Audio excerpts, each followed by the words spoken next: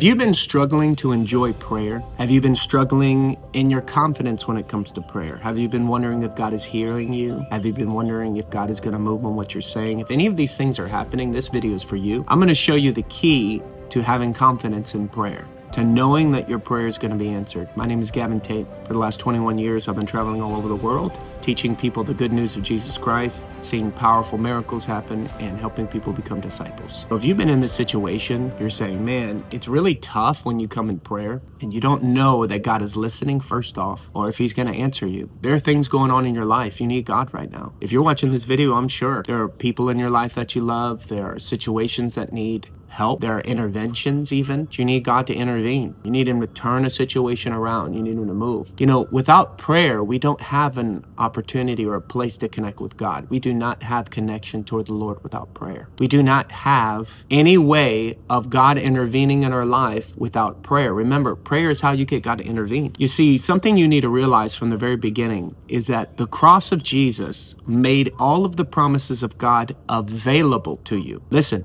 available to you, but it does not mean that they're in your life yet. It doesn't mean that they just happen automatically because you're a Christian. This is not how it works. You don't just go to church and then, live your life and then you get all of the promises of God because you are saved. That's not it. They are available to you now. They have your name on them. So now you have the right to ask for them. They belong to you, but you're not experiencing them yet. You need to ask for them. James talks about you're struggling, you're quarreling among each other. You don't have because you're not asking. And what you are asking for, you're asking with the wrong motive, so God can't even answer it. He said, but in the same book, the book of James, he's saying now when you ask, you're not going to get anything because you're doubting what you're asking. You're like a boat tossed to and fro. It's where, if you have a storm out here on the water, you're going to be tossed to and fro. You're hoping that the motor is strong enough to get you through. What's our motor? Faith and confidence in prayer.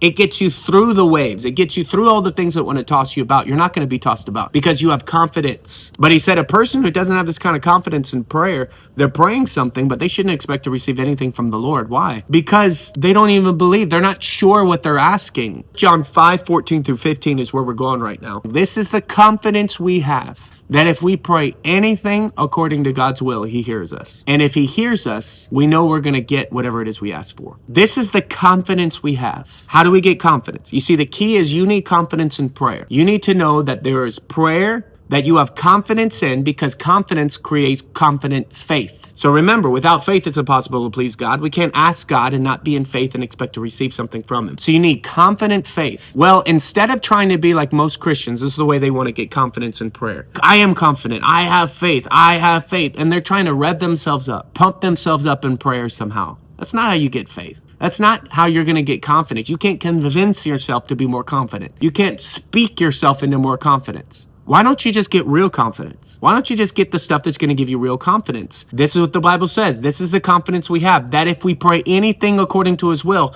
You know why you don't have confidence yet and why people don't have confidence?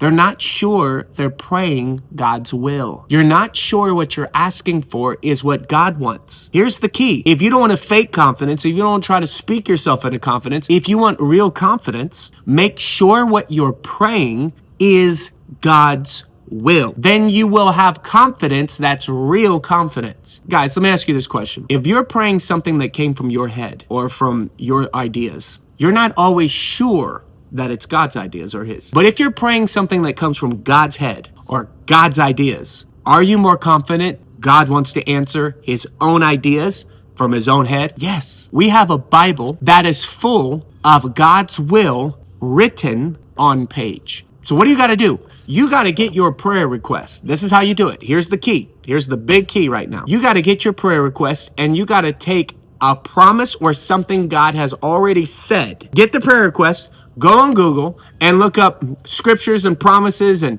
that are having to do with your prayer request. Now, I'm sure that you're already convinced that what you're praying is God's will, but you're obviously not convinced it's God's will enough because you're not having confidence in prayer. So why don't you make sure that you'll get real confidence by repeating back to God his own words, by repeating back to God what is his. Why don't you make sure you have real confidence by going back to God and saying, this is what you said. This is what you said. Amen. This is what you said, Lord. So I'm going to play what you said. The Bible's full of parables And Luke 18 is a great one. Jesus is talking about, he says that you need to be like this woman who goes to the judge and said, this belongs to me, give it to me. He sends her away. She comes back. And finally, the guy says, listen, I don't want to deal with this woman anymore. Just give her what she's asking for. I'm tired of her coming back and forth. Jesus said the kingdom of heaven is like this. Jesus isn't tired of you. God isn't tired of you. But what he's saying is, if you know it's yours, make sure you get something you know is yours. You'll have confidence. Keep coming back. Keep coming back till it happens. If you're getting something from prayer, let's take it to the next level. Let me help you in prayer. Can I ask you, would you allow me to help you in prayer? Click the link below. I have a discipleship community where I help you learn how to pray, believe God for his promises, deliverance, fasting, prayer. I'm going to give you content every single day. Every single day, you'll get new video content, and you're going to get that content, which is a monthly membership, and you're going to get it there. Then I'm going to pray with you live twice a week, and I'm going to answer your prayers on Thursday. Let me take you to the next level when it comes to prayer. Listen, I hope you got something out of this today. Share this with somebody now so that they can get confidence in prayer. Get on the channel, start studying these videos because I'm going to be teaching you powerful things. More is coming soon. We'll talk to you later. God bless.